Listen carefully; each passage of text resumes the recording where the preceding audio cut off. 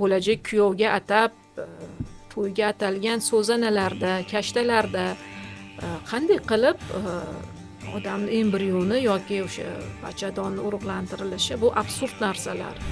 Do'ppidagi o'sha qalampir belgisi aslida so'qcha farin so'zini ya'ni farin endi baxt qushi, qushiga tenglashtirishadi. Biz bilamiz, bir oylik palakda markazda juda katta to'ppargul medalyon bo'ladi. Mana shu medalyonni chizishda tog'orani to'nkarib chizishgan. Oddiy misolda o'sha Prokudin-Gorskiyni ham fotosuratlarga qarasangiz, qanaqa rang-barang, juda rang-barang, qanaqa kamarlar chiroyli, sallalar, u to'plarni gapirmasa ham bo'ladi. Ya'ni biz ularni oldida umuman didsimizda, misol uchun shu darajada rangli kiyim. Insonlar unaqa qilish yaxshi emas.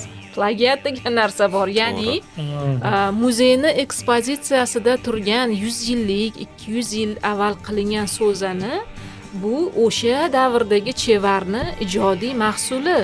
Ilgaridan ham amaliy san'atda ayollar emas, juda ko'p erkaklar, hattoki to'qimachilik san'atda o'zbek abr matolari faqat erkaklar tomonidan bajarilgan. O'sha uchun ayrim nusxalarni qaraydigan bo'lsanglar, ulangan joylarida ikki xil qo'l kelib qolgan bo'ladi. Ya'ni bitta qo'ldan chiqmagan. Satanglar endi ularni xarakteri ham, o'zini tutishi ham erkaklar kabi bo'lgan. Turg'unboy ota uyda abr mato to'qigani uchun 5 yil qamalib chiqqan.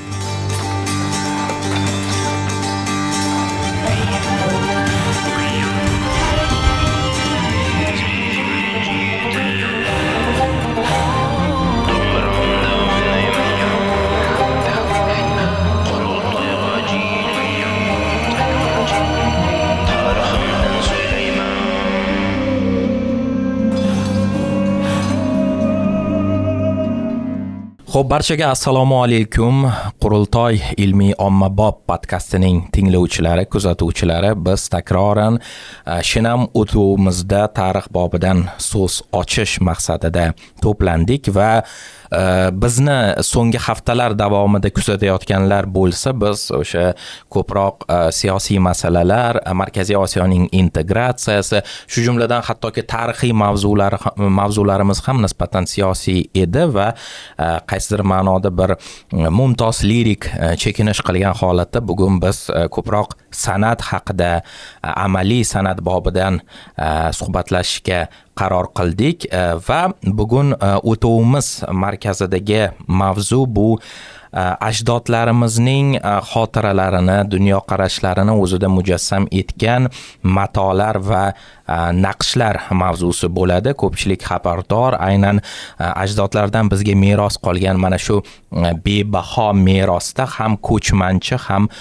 o'troq madaniyatlar bugungi kun bilan qaysidir ma'noda birlashadi va bu unsurlarda, bu elementlarda biz ham dasht falsafasini, ham dehqonchilik an'analarini va ayollar xotirasida chuqur ildiz otgan ramzlarni tabiiyki ko'ramiz. Bugun o'tuvimizning mehmoni san'atshunoslik fanlari doktori, O'zbekiston an'anaviy to'qimachiligini tadqiq etuvchi olima, amaliy san'atga bag'ishlangan ko'plab ko'rgazmalar va loyihalarning kuratori, rahbari Binafsha Nodir. Ustoz, xush kelibsiz. Sizni o'tuvimizda ko'rib turganimizdan bag'oyat xursandmiz. Bugun ustoz boshchiligida so'zanalar, yo'qolgan naqshlar, qo'ng'irotlar matolari va ularda aks etgan badiiy ramzlar, kashtachilik va mana shu unsurlar haqida gaplashamiz. Zero kezi kelganda aynan mana shu naqshlarda, aynan mana shu ornamentlarda ba'zan solnomalar bizga bera olmaydigan ma'lumotlar, sirlar, ma'nolar, mazmunlar yashiringan bo'ladi. Ustoz, nazarimda o'rtaga tashlashi mumkin bo'lgan birinchi savol bu umuman so'zanalarning, ulardagi naqshlarning milliy tariximizda tutgan o'rni va bugun ularga bo'lgan e'tibor, ularning ahamiyati nima uchun hali hanuz dolzarbligicha qolayotganligi haqidan boshlasak-da, keyin mavzuyimizga batafsil chuqurlashsak. Marhamat, so'z sizga. Assalomu alaykum. Avvalambor taklif uchun katta rahmat. Bunaqa podkast borligini to'g'risi yaqindagina eshitdim. Xabarim bo'lmagan ekan. Ish ko'p sababmi yo doim bir ish bilan qandaydir tadqiqotlar bilan band bo'lganimiz sababli ommaviy vositalari televideniyega unchalik vaqt yo'q, lekin eshitib juda ham xursand bo'ldim. Yana bir bor rahmat. To'g'ri, bu juda ham katta chuqur ham o'rganilgan, ham to'liq o'rganilmagan mavzulardan biri va nima deydi, hanuzgacha bahslashishga olib keladigan mavzulardan hisoblanadi va men o'ylaymanki, yillar, asrlar davomida baribir bir tubiga yeta olmaymiz bu masalani. Chunki bu ham dolzarb, ham juda ham chuqur ma'noga ega bo'lgan va yana bir ammosi borki, bu mavzuni o'rganishda olimlarimiz arxeologiya bir nechta fanlar bilan bog'liq. Arxeologiya deymiz yoki arxeologik tadqiqotlardan olingan artefaktlar deymiz, topilmalar, bugungi kungacha yetib kelgan uni ramziy talqini qanchalik to'g'ri yoki noto'g'ri, mana savol qayerda. Va aynan o'zbek amaliy san'atini shakllanishi, o'sha madaniyatni shakllanishida turli xil millatlar, elatlarni migratsiyasi, madaniyatlarini rus tilida simbiozi deymiz, ya'ni uyg'unlashuvi sabab bo'lgan. Biz chunki bilamiz, o'zbeklar deganda bu endi keyinchalik yuzaga kelgan atama, turkiylar deymiz va bu madaniyat, o'zbek madaniyatini, o'zbek naqsh bezaklarini shakllanishida bir qancha madaniyatlar uyg'unligi yotadi. Ham o'troq, boya aytganingizdek, ham ko'chmanchi elatlar madaniyati uyg'unligi. Va bu o'rganishda bu bizga nima beradi? Avvalambor kelajak avlodga uni to'la to'kis yetkazish. Chunki biz sezyapmizki, yildan yilga mana har asr amaliy san'atni tadqiq etgan olimlarimizni adabiyotlar, kitoblari, ilmiy ishlarida ko'ramizki, har asrda ularni talqini, ularni ramzi doimo o'zgarib boradi. Sabab nimada? Asrlar o'zgaradi. Bunga ham tarixiy, siyosiy barcha sabablar bor. Har asrda uni o'ziga yarasha talqini paydo bo'ladi. Chevarlarimizni yangicha talqini paydo bo'ladi. Bir masalan dinni masalan islomni kirib kelishi bilan juda ko'pgina bezak naqshlarni ramziy talqini o'zgarishga duch kelgan. Sabab juda ham ko'p. Buni o'rganaman desak, albatta 2 soatlik yoki 3 soatlik hattoki podkast kamlik qiladi. No, imkon daraja yuzaki deb aytolmayman, umumiy desa to'g'riroq bo'ladi. Umumiy suhbatimiz davomida bu haqida gaplashsak bo'ladi. Ustoz, mana biz bilamiz, Markaziy Osiyoda har bir o'sha illatni, har bir xalqni o'zini o'sha milliy ornamentlari deymiz, naqshlari bor. Tabiiyki, ular qaysidir qismlarda, qaysidir jihatlarda bir-biriga o'xshab ketadi. Tabiiyki, bir xil yo'lni bosib o'tgan ular, lekin aynan bizni respublikaga, ya'ni bizni mintaqaga xos bo'lgan ornamentlar boshqa qo'shni davlatlarnikidan nimasi bilan farq qiladi? Ya'ni bormi qandaydir bir unsurlar, ya'ni ularga qaraganda, bu aynan misol uchun O'zbekistonga xos bo'lgan ornament, u misol uchun turkman elida yoki deylik qirg'iz elida umuman uchramaydi, yoki bu baribir umumiy tendensiyami? Bu ham bir juda murakkab savol, chunki ko'p bahslarga sabab bo'lgan. Men nafaqat Markaziy Osiyoda degan bo'lardim. Umuman butun dunyoda olib qaraydigan bo'lsak, barcha elatlarda o'sha primitiv ornament unsurlari deymiz. Bu ya'ni uchburchak, aylana, doira, o'sha turli xil chiziqsimon, kvadratsimon naqshlar barcha elatlarda bor, barcha xalqlarda bor, lekin ularni talqini har xil.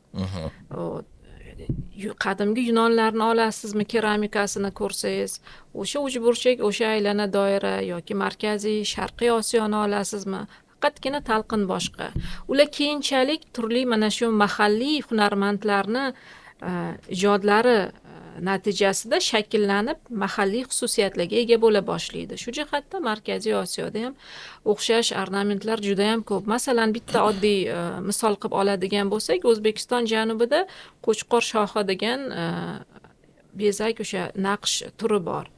Bu masalan qozoqlarda ham bor, qirg'izlarda Qo'chqor muyuz, Qo'chqor muguz, uni shakllari har xil, ya'ni ilgari yarim ko'chmanchi bo'lgan elatlar, o'sha qo'ng'irotlar deymiz, semizlar, kesamirlar, yuzlar, juzlar, bularni hammasida ular ilgari yarim ko'chmanchi, avval ko'chmanchi, keyin yarim ko'chmanchi, keyin asta sekinlik bilan o'troqlashib borib, ular chorvachilik bilan shug'ullangani uchun tabiiyki ularni madaniyatida, ularni bezaklarida, ularni san'atida asosan zoomorf naqshlarni ko'p ishlatilganligini ko'rishimiz mumkin. Bu jihatdan Markaziy Osiyodagi boshqa yarim ko'chmanchi va ko'chmanchi bo'lgan elatlarda ham aynan mana shu elementlarni uchratishimiz mumkin. Bu ya'ni o'xshashlik jihatlari.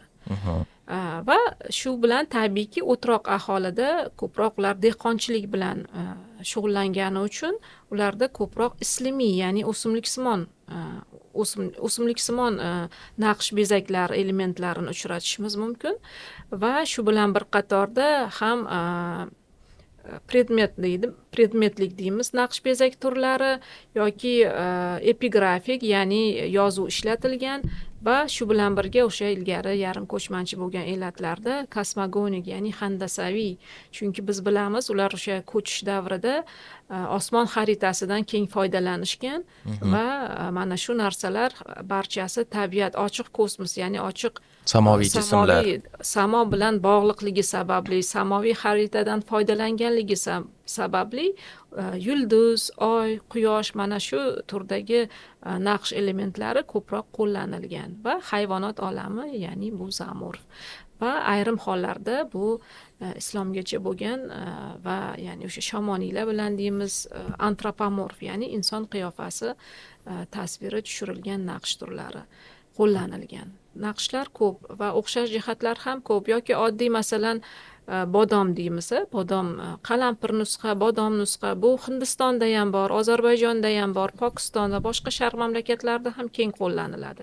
Faqatgina uni ko'rinishi boya aytganimdek mahalliy ustalar tomonidan mahalliy xususiyatlarga ega bo'lgan holda shakllanib, masalan hindlarniki sal cho'ziqroq bo'lsa yoki qandaydir unsurlar qo'shilgan bo'lsa, bizniki biroz qisqaroq.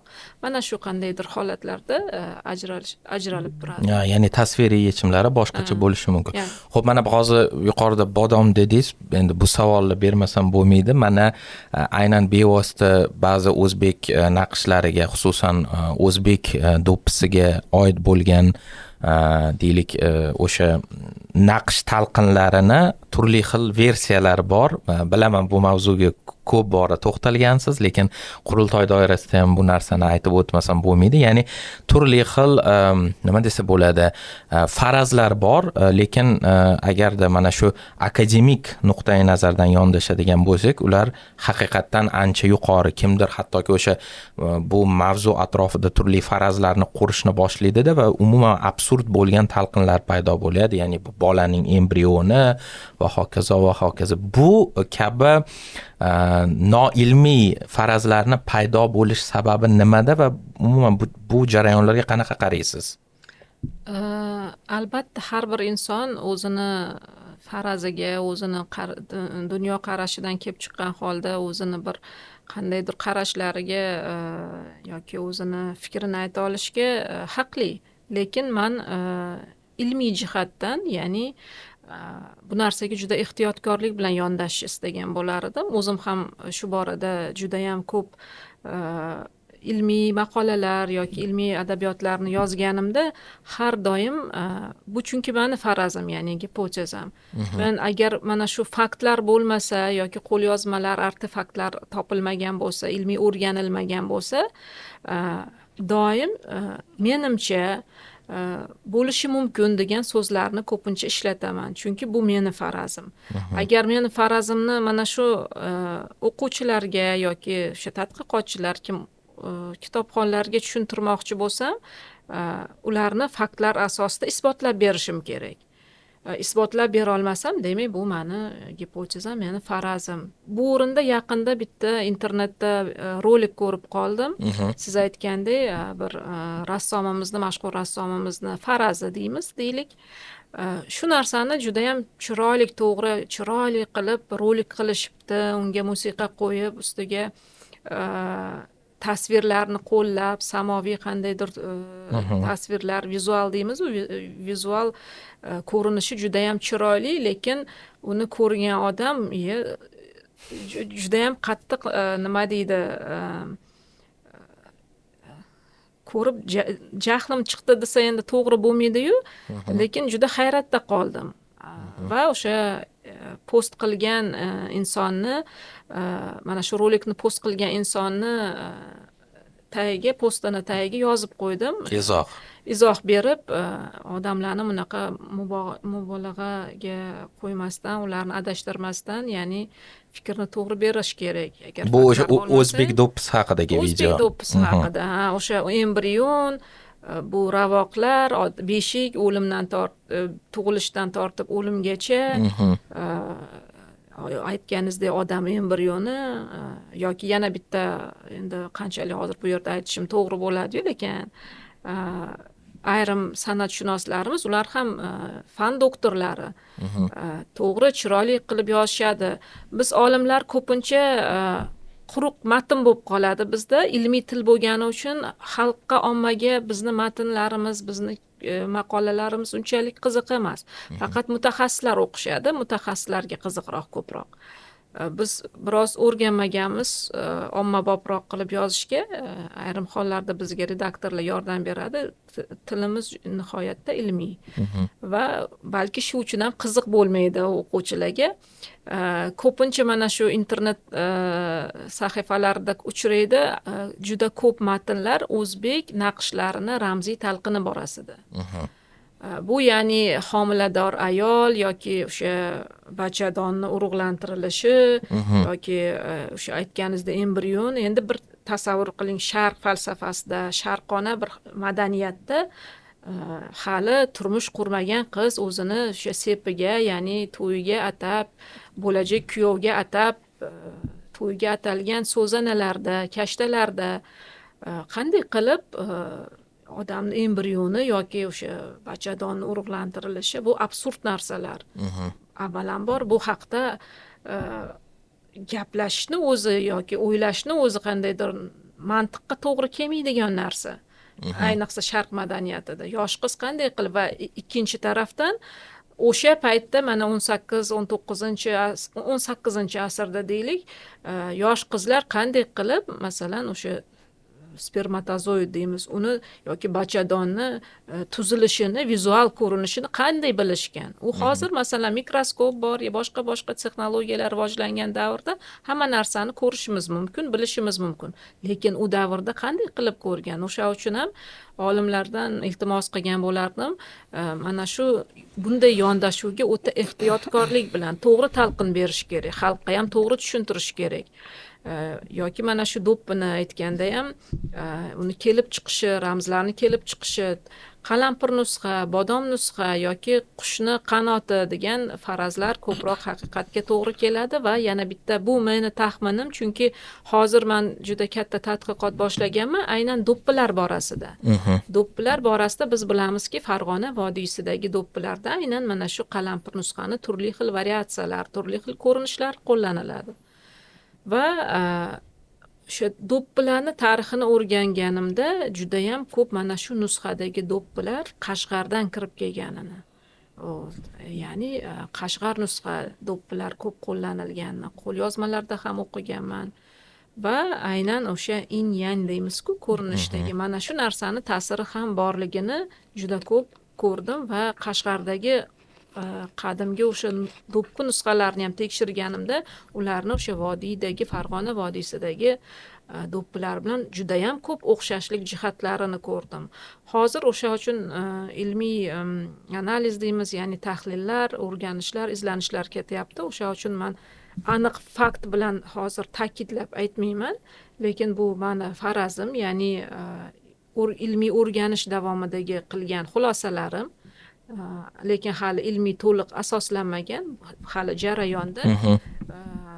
O'ylaymanki, ozmi ko'pmi yechimi topiladi.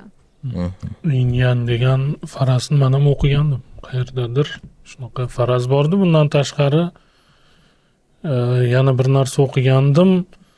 Do'ppidagi o'sha qalampir belgisi aslida so'qcha farin so'zini nima?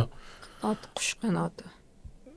O'sha ya'ni farin endi baxt qushi, humo qushiga tenglashtirishadi. O'sha yozuvni nima o'zgargan shakli deyshadi. Interpretatsiyasi. Ya'ni boshida yozuv bo'lgan, yozuv keyin bezakka aylanib, chiziqlari tekislanib ketgan, rasm sifat bo'lib degan taxmin o'qigandim. Talqinlar ko'p. O'sha uchun ham lekin bunday ravoqlar soni uncha, ravoqlar to'g'ri, biz xohlaganimizcha uni talqin qilishimiz mumkin. Mana oxirgi 100 yillikda 20-asrni boshidan boshlab naqshlarni nomlariga e'tibor beradigan bo'lsak, qadimgi nusxa nomlaridan umuman boshqacha. Ya'ni mana tog'ora palak, Toshkentda bilamiz, palak so'zanani palak deyshadi. Ya'ni o'sha arabcha falak so'zidan olingan bo'lib, samoviy jismlar ko'proq qo'llanilgani uchun oy palak, yulduz palak deyshadi. Keyinchalik, masalan, ilgari bir oyli palak bo'lgan bo'lsa, keyinchalik Toshkentda tog'ora palak deb urf bo'lib ketgan. Sabablari ko'p. Chunki chevarlar qaysi jismga o'xshatishsa, shu asosda lola gulmi, tog'ora gulmi, piyola gulmi, choynak gulmi, mana shunaqa samovar nusxa, shunaqa bo'lib sandiq nusxa, shunaqa bo'lib pichoq nusxa, shunaqa bo'lib ketavergan. Tog'ora nusxa deyilishiga, tog'ora palak deyilishiga sabab o'sha biz bilamiz, bir oyli palakda markazda juda katta to'pbargul medalyon bo'ladi. Mana shu medalyonni chizishda tog'orani to'nkarib chizishgan. Chizmakashlar. Ana shundan keyin tog'ora nusxa bo'lib, tog'ora palak bo'lib o'ta maishiy sabab. Maishiy. Shunaqa holatlar ham bo'ladi. Endi menda bir qancha savollar tug'ilyapti. Oldin savollardan oldin fikrlar. Mana an'anaga muvofiq. Qo'chqor naqsh haqida gapirdingiz. Shu kunlarda, shu oylarda men bir mavzuda tadqiqot qilayotgandim. Islomgacha bo'lgan davrda qadimgi turkiy jamiyatlaridagi tamg'a adashmasam ornament, bezakka yaqin mavzu bu. Lekin men tabiiyki san'atshunoslik jihatlarini qiziqmayman. Tamg'ani yozuvga aylanish jarayoni menga ko'proq qiziq, tilshunos sifatida, va tamg'alarni o'rganish jarayonida o'sha qo'chqor tamg'asini juda ko'p uchratdim. Sizam aytdingiz, naqshlarda bor deb. Xullas, semantik tahlillarni ko'rdim. O'zi tamg'ashunoslikda unaqa chuqur tahlillar yo'q ekan nimagadir. Hammasi aytgan shu urug' belgisi, qabila belgisi, podshoni belgisi deb tushuntirib ketganda, ortiqcha chuqurlashmagan va o'sha qo'chqor tamg'asiga kelganda hosildorlik belgisi. Ikkita shox turibdi. Bir ramziyroq qilib chizilgan. Shuni hosildorlik belgisi deyishganda, nimaga aynan qo'chqor shoh hosildorlik belgisi deb o'yladim. Keyin izlasam, xuddi o'sha tamg'a turk runik xatlarida, mana bu xatda nimaga aylanib ketgan ekan? so'ziga va harfiga. Degani erkak va harfi va bu harf mana bizda ham bor. Turk degan yozuvimizda 3-inchisi o'sha qo'chqor tamg'asida mana ikkita shoxi chiqib turibdi. O'sha tamg'adan kelib chiqqan harf shunga balki hosildorlik emas, ruscha maqolalarda murskoya nachalo deydi, shu erkaklik boshlanmasimikin degan fikrlar kelib qoldi. Xullas, demak, bu tadqiqotni san'atshunoslik bilan ham bog'lab kengaytirsa bo'lar ekan degan bir xulosaga keldimda. Undan tashqari mintaqa xalqlarini bezaklariga kelsak, o'xshashligi, umumiyliklari, men bir narsani eslab qoldim. Olmaotada adashmasam suvenirlar qidirib yurganimda qaradim, o'tovchalar, qanaqadir ornament, milliy naqshlar tushirilgan matolar, qamchilar, o'yinchoqlar bor ekanda. Qaradimda aytdim, Bishkekda ham xuddi shunaqa narsalar ko'ruvdim. Qozoq bilan qirg'izni naqshlari, suvenirlarini qanday farqlayman desam, sotuvchi aytdiki, biz Bishkekda olib kelamiz dedi. Ya'ni Qirg'izistonda endi balki hammasi olib kelmas, bilmadim, o'zida ham ishlab chiqarish bordir. Endi konkret shu vaziyatda Bishkekda o'sha qirg'iz madaniyati asosida tayyorlanyapti-da, Olmaotada qozoq madaniyati deb sotilyapti. Ya'ni shu darajada o'xshashmi yoki o'xshamagan taqdirda ham oddiy sotuvchilar uni farqiga bormasdan mana sal o'xshasa bo'ldi deb sotadimi, kim bilsin. Nafaqat sotuvchilar, uni turistlar ham kelgan, o'sha sayyohlar ham, oddiy sayyoh uni farqiga bormaydi, faqatgina mutaxassis farqiga borishi mumkin. Xuddi hozirgina aytgan narsangizni yaqinda Nukusda Sovetskiy muzeyini ko'rgazmasini ko'rishga borgandik hamkasblar bilan. Shu jihatdan men ham Qoraqalpog'istondan endi suvenir, aynan Qoraqalpoqga xos bo'lgan suvenir qidirib borsam, barcha suvenir magazinlarida to'g'ri bor ozgina, qolganlari hammasi Buxorodan, Samarqanddan, boshqa hududlardan olib kelingan suvenir mahsulotlari. Keyin aytdim, mas'ulada shunaqa chiroyli o'zinglarning bezak, ornament, o'sha o'tov bezaklari, liboslar, kiyim-eshak deymiz, juda ham ko'p turlari. Qilsa bo'lmaydimi? Olib kelib buni sotib, yaxshi ketadi. Faqat yaxshi ketgani uchun tashabbus yo'q. Qoraqalpog'istonga men tez-tez borib turaman, rostdan nima deydi? Har imkon bo'lganda bir maqtab ketaman Qoraqalpog'istonni. Tabiati, odamlari, madaniyati, har tomonlama juda ham go'zal mintaqamiz.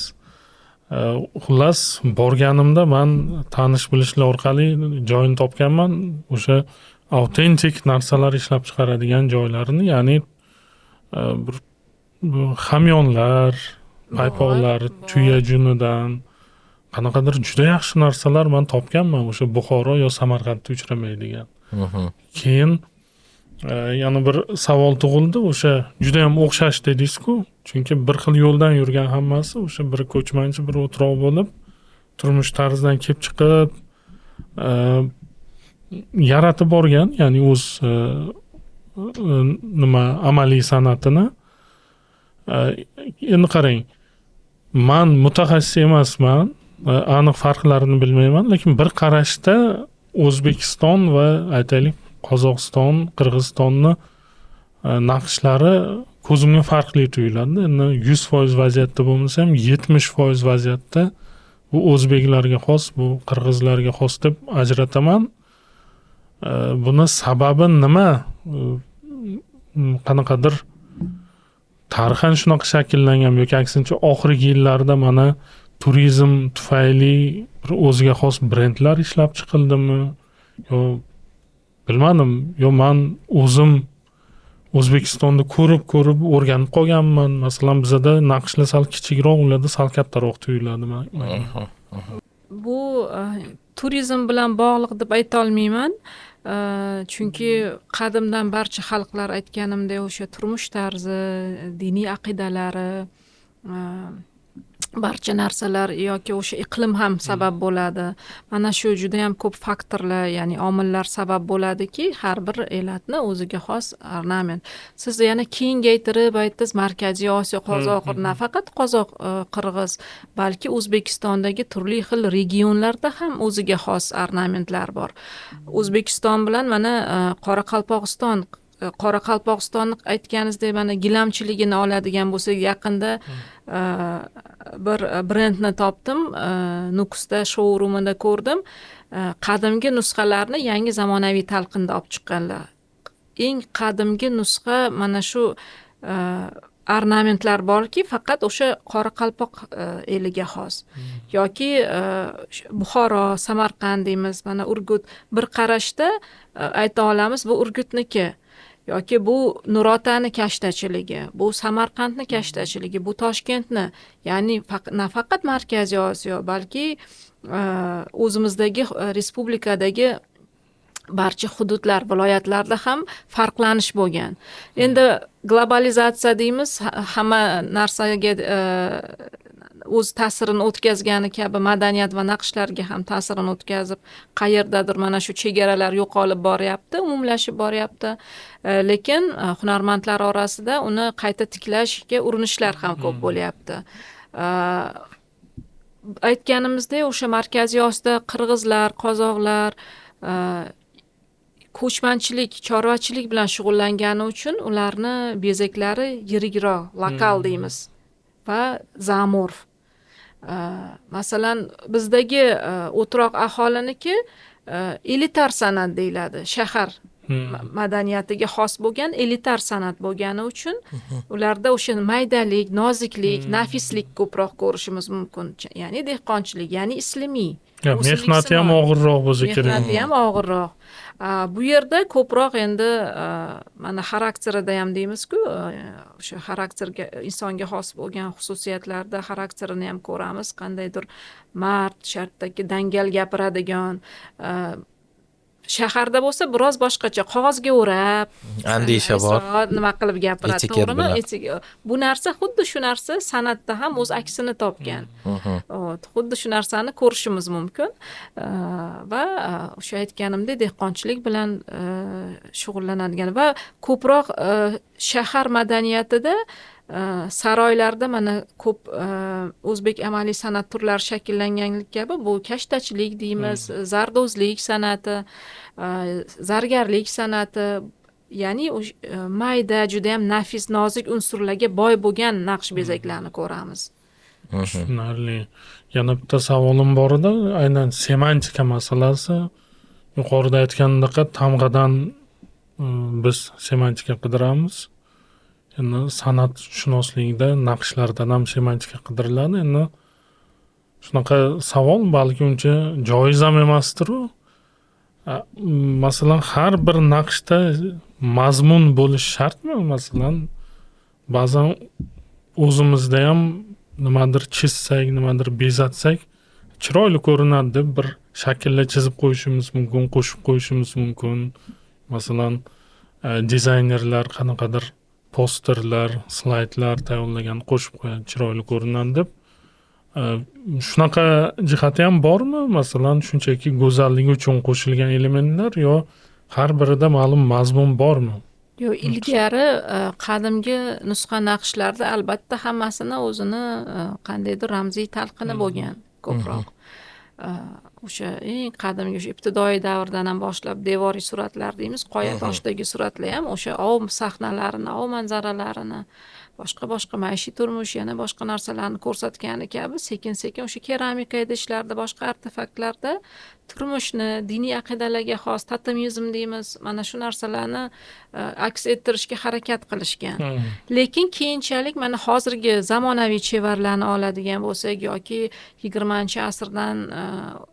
20-asr ikkinchi yarmidan boshlab mana Sovet davrida biz bilamizki, bu juda ham katta amaliy san'atga nima deydi, bir zarba bo'ldiki, individual o'sha ustalar individual ijod bilan shug'ullanishi to'xtatilib, hamma narsalar artellashtirilib, ya'ni markazlashtirib, markazdan qandaydir bir nusxani eskizi tasdiqlanib, har bitta eskiz tasdiqlangandan keyin artellaga tarqatilgan va shu asosda chevarlar ham, ustalar ham ishlagan. Ya'ni individual yondashuv, ijodiy yondashuv, kreativlik yo'qolib ketgan. Bu juda katta zarba albatta. An'analarni davom ettirishga shu o'rinda ko'pgina talqinlar, ramzlar yo'qolib ketgan va hozir men aytganimdek chevarlar, men 90-yillardan 94-yildan buyon ekspeditsiyalarga chiqaman viloyatlarga o'rgangani. Chevarlarni o'zi juda katta papkalarni, o'sha qadimgi klassik mumtoz namunalarni, muzey kolleksiyalarini chiqarib, fotolarini, nusxalarini chizib, yozib yuramanki, o'zini nomlarini, qadimgi nomlarini topib, hozirgi chevarlar aytadi, o'zingiz shuncha ko'p narsa nima qilasiz, ovora bo'lib yurib, baribir ko'plar esdan chiqqan. Keyin yangicha nom berishadi. Nimaga bunaqa nom berdingiz? Qadimgi nomi bunaqa-ku desa, endi chiroyli, menga shunaqa ko'rinadi ko'zimga deydi. Nimaga, ya'ni nimaga atrofdagi mana e'tibor beradigan bo'lsak, janubda o'sadigan o'simliklar, ya'ni flora fauna deymiz, o'sha hayvonot olami, o'simliklar olami, mana shu atrofida qanday hayvonlarni, hasharotlarni ko'rsa, qanday gullarni ko'rsa, mana shu narsalarni aks ettirishga harakat qilishadi. O'sha uchun ham mana hozir juda ham urf bo'lib ketdi. Usmonlilar imperiyasini naqsh bezaklari kashtachilikda juda ham urf bo'ldi. Lola gullari. Lola gullar, chinni gullar, turk chinni guli, turk lola guli, turk anor guli. Ularni chunki bizda ham xuddi shu lola gul bizda ham bo'lgan, anor gul bizda ham bo'lgan, lekin ularni shakli, shamoyili umuman boshqacha. Usmonlilar davridagi mumtoz namunalardagi boshqacha, lekin bizni chevarlar o'sha Usmonlilarnikini olib chiroylida shuni so'rashyapti, shuni yaxshi sotiladi. Shu o'rinda uni endi masalani nima deydi, tangani ikkinchi tarafi borki, televideniyadan kelib chevarni ijodini olishadi, ko'rsatishadi, o'zbek urf-odatlari, an'analarini chiroyli qilib efirga uzatib ko'rsatuvlar tayyorlaganda mana o'zbek an'analarimiz deb ko'rsatyapti. Turk o'sha Usmonlilar an'analari, Usmonlilar naqsh bezaklarini to'g'ri bir tarafdan jurnalistni o'zi ko'rsatuv boshlovchisi u qayerdan biladi? U mutaxassis emas-ku. Bu narsani chevarlar aniq to'g'ri gapirganda aytish kerak. Bu bizniki deb aytmasdan, o'zlashtirmasdan, chunki uni masalan turklar ko'rsa aytishi mumkin, haqiqatan ham janjal qilishi mumkin. Nimaga bizni narsani televideniyada bizniki deb ko'rsatyapsizlar deb. Ular haq bo'ladi. O'sha uchun bu narsaga juda ham ehtiyotkorlik bilan o'zimizda juda ham ko'p chiroyli nusxa lola gullar bor, anor gullar bor. Ularni shakllantirsa bo'ladi. Bitta narsa muammo shundaki, men doim chevarlarga aytaman, katta chevarlarga aytaman. Bizda bitta odat bo'lgan, bir narsa bitta chevar masalan chiroyli bir nusxa o'ylab topib chiqarsa ijodiy yonda, qolgan chevarlar ham shu o'zi ustida ishlamasdan tayyorgina nusxani olib ko'chirib qo'ya qoladi. Yoki muzey kolleksiyalaridan tayyor bo'lib so'zanani ko'chiraman. Men aytaman, insonlar unaqa qilish yaxshi emas. Plagiat degan narsa bor. Ya'ni muzeyni ekspozitsiyasida turgan 100 yillik, 200 yil avval qilingan so'zani bu o'sha davrdagi chevarni ijodiy mahsuli. Ya'ni uni ijodiy asari. U an'analarni shakllantirgan tarzda o'zini ijodiy mahsulotini mana endi bizga hozir mumtoz bo'lib muzeyda turibdi, lekin o'sha davr uchun u yangilik bo'lgan. Uni asari mana hozir biz Sharofiddin ko'rishimiz bilan keramikani bu Alisher Narzullayev, Sharofiddin Yusupovni bemalol aytamiz, chunki uni har bir ustani xuddi rassomniki kabi dastxati bor. Imzosi bor, dastxati bor. O'sha imzosini ko'rganda darrov shunga qarab biz belgilab olamiz, o'zimiz bilib olamiz. Shu jihatdan sizlar hozir nusxa ko'chirib o'zingizlarni familiya, ismi sharifinglarni yozasizlar, bu plagiat, bu ko'chirmachilik-ku. Unda rivojlanish emas, shakllanish emas, stagnatsiya deymiz. Bitta joyda bir maromda qotib qoladi. Ya'ni shakllanish ro'y bermaydi. Bu amaliy san'atni, an'analarni o'lishiga olib keladi. Ya'ni rivojlanishni ko'rmaymiz bu narsada. Mualliflik huquqi masalalari bor ekanda, ya'ni bir-biridan ko'chirish yo'lda ham bor ekan. Buni demak qanaqadir kengroq tanitib, targ'ib qilib, ma'lum ustalar, ma'lum maktab davrlarga bog'lab tushuntirish kerak menimcha. O'sha ko'chirmachilik bo'lmasligi uchun va originalni qiymat saqlanish uchun. O'zi mana mualliflik huquqi haqida gap ketganda, endi tabiiyki bu mavzuni ham ko'tarmasak bo'lmaydi. Ya'ni so'nggi paytlarda mana xo'p, ko'chmanchi madaniyat bilan bog'liq naqsh va ornamentlarni mana hozir biz tafovutlari haqida gaplashdik. Nima sababdan farq qilishiga ham oydinlik kiritdik-da.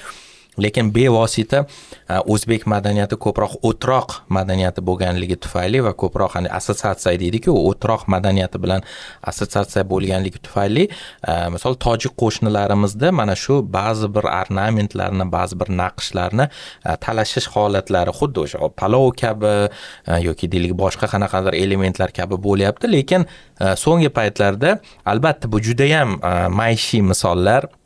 misol akademizmdan nihoyatda yiroq, lekin aynan mana shu moda sohasida, liboslar sohasida, matolar sohasida o'sha o'zini kontentini yaratayotgan turli xil tojik blogerlarni ko'ryapmiz va u o'ziga xos qandaydir bahslar yuzaga kelyapti.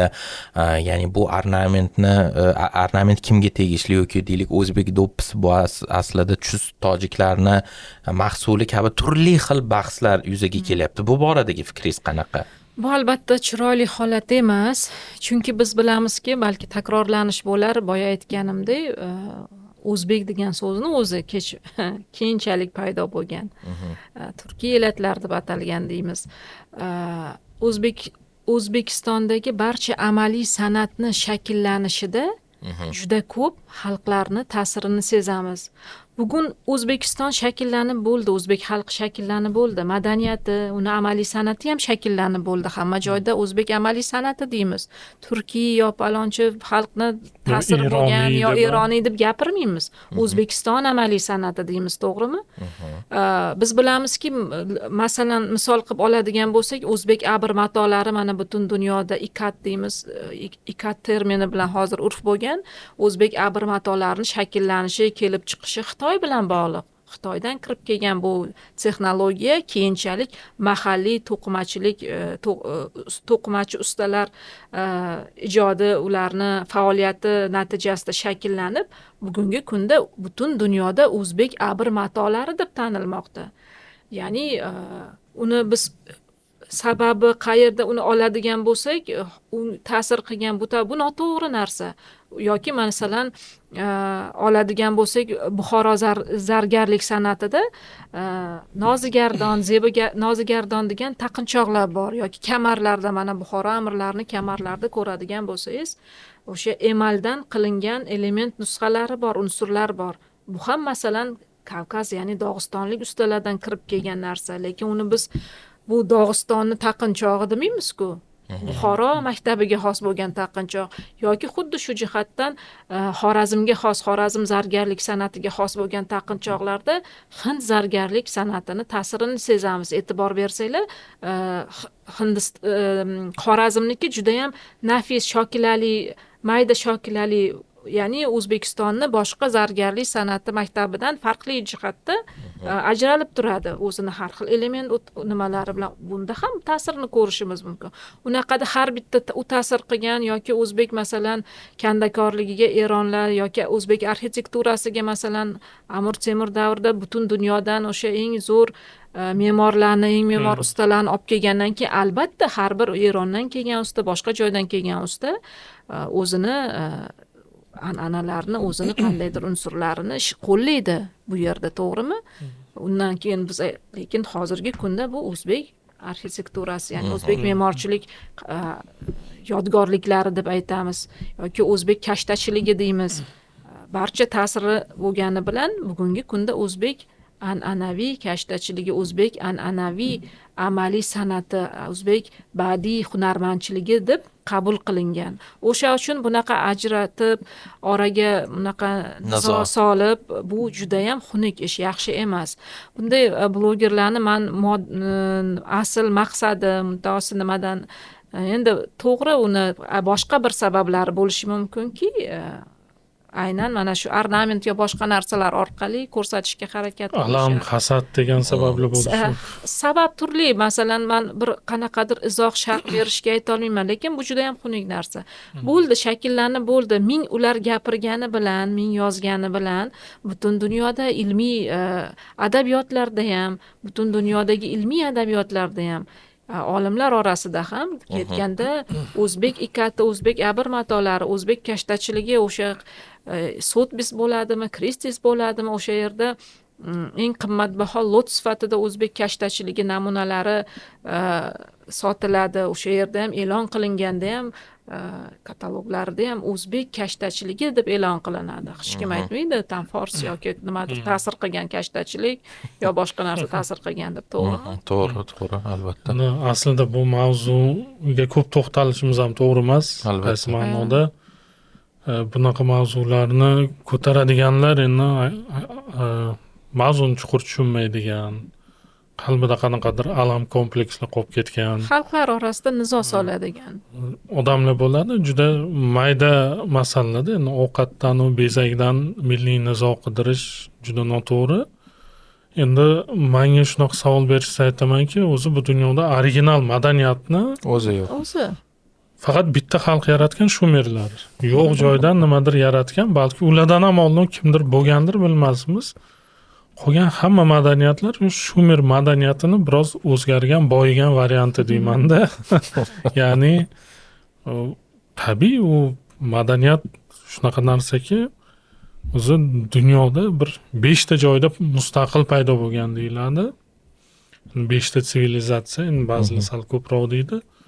Qolgan hamma madaniyatlar o'shandan tarqalib, boyib kelganda, bu o'sha kumulyativ bilim to'plash nazariyasi, ya'ni avloddan avlodga bilim o'tkaziladi, yangi avlod u bilimni o'z tajribasi bilan boyitadi, keyingisiga o'tadi va bu orada tillar o'zgaradi, xalqlar o'zgaradi, lekin o'sha bilim to'planib boradi. Bu insoniyatni bir umumiy merosi.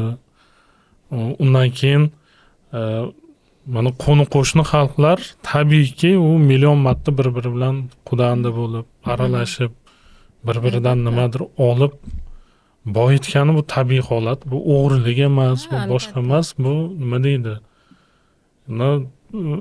Nima deydi? Madaniyat qotib qolgan narsa emas-da. Mana o'zbek o'ylab topdi, bo'ldi o'zbek ishlatsin, boshqa olmasin.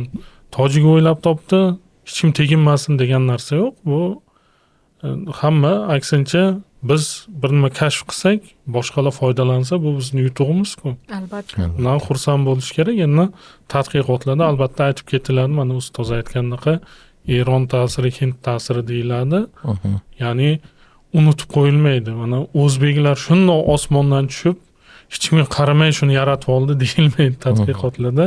Asrlar davomida turli madaniyatlardan o'rganildi deyiladi va bu o'rganish o'zbeklarni yomon, tojiklarni yaxshi qilib qo'ymaydi. Bu juda ham oddiy madaniy almashinuv jarayonida. Barchada mana hattoki lug'atlarni oladigan bo'lsak, lug'atda har bir so'zni etimologiyasiga urg'u beriladi. Qavs ichida yozib qo'yiladi. Fors tilidan kelganmi, arab tilidan kelgan. Bizda masalan o'zbek tilida juda ham ko'p-ku forschadan, arabchadan. Lekin hech kim uni o'zbek deb aytmagan. Turkiy bo'lsa, turkiy qavs ichida izoh berib ketiladi. Har doim ko'rsatiladi qaysi nimadan kelgani va tabiiyki bu o'zbek tili deb, o'zbek tilining izohli lug'ati deb aytamiz, aytmaymiz-ku bu boshqa til. To'g'ri. Xo'p, ustoz, endi qarang, biroz doktorlik dissertatsiyangizning asosiy mavzusiga to'xtalsak-da, nima uchun aynan qo'ng'irotlar, menimcha tinglovchilarimizga ham qiziq bo'ladi, chunki bilaman bu borada juda ko'p tadqiqotlar olib bordingiz. Bu dissertatsiyangizning asosiy mavzusi bo'ldi va aynan nimaga aynan mana shu hudud, bu madaniyat sizning e'tiboringizning, sizni o'sha nima deydi, qiziqishingizni o'ziga torta oldi? Aynan qo'ng'irotlar mavzusi. Qo'ng'irotlar mavzusi bu men uchun hozirgacha to'liq hali ochilmagan mavzu hisoblanadi. Qo'ng'irotlar, laqaylar, ya'ni ilgari o'sha yarim ko'chmanchi bo'lgan elatlar, kimdir dashti qipchoq elatlari deydi. Bu mavzuni tanlaganimiz sababi ikkita, chunki biri bu Surxondaryoda, ya'ni O'zbekiston janubiy hududlarida juda ko'p bo'lganman. Ekspeditsiyalarda vohani bilamiz, o'ziga xos bir urf-odatlari, o'ziga xos tabiati, madaniyati, mana shu narsa ko'p qiziqtirgan va ikkita xalqni o'sha o'troq va ilgari yarim ko'chmanchi bo'lgan elatlarni birgalikda, hamkorlikda yonma-yon turib yashashi va madaniyatlarni simbiozi deymiz. Va eng asosiy sabab bu ilmiy adabiyotlarda bizda o'zbek, ya'ni o'zbek amaliy san'atini o'rgangan olimlarimiz asosan o'troq xalqlarni madaniyatini, katta yirik elitar san'atni, ya'ni Buxoro, Samarqand, Toshkent, Xiva kabi maktablar o'rganilgan amaliy san'atni turlaridagi, lekin hech kim shu paytgacha, men boshlagan paytimda, davrimda hech kim aynan o'sha ilgari yarim ko'chmanchi bo'lgan san'atni, madaniyatni o'rganmaganligini aynan amaliy san'at demoqchiman. Boshqa balki tarixshunoslar ko'plar o'rgangan, etnogenezini ko'p o'rganishgan, lekin aynan amaliy san'atini o'rganilmagani uchun o'zimga mana shu mavzuni tanlaganman va o'rganishga qaror qilganman. Sabablarini, turlarini ham ularni aytib o'tish kerak. Judayam ko'p bahslarga sabab bo'lgan aynan qo'ng'irotlarni o'zi, o'sha etnogenezi kelib chiqishi. Lekin men dissertatsiyamda u narsaga ko'p to'xtalmaganman, chunki meni maqsadim boshqa narsa edi, shu amaliy san'atini tadqiq etish. Farazlar, qarashlar ko'p, chunki kimdir, qaysidir olimlar ularni turkiylashib ketgan mo'g'ullar desa, kimdir turkiy xalqlar, elatlar o'sha orqa yurtdan, ya'ni o'sha Qozog'iston, Rossiya taraflardan kelgan ko'proq o'sha alpomish bilan bog'lashadi, yana qator narsalar bilan.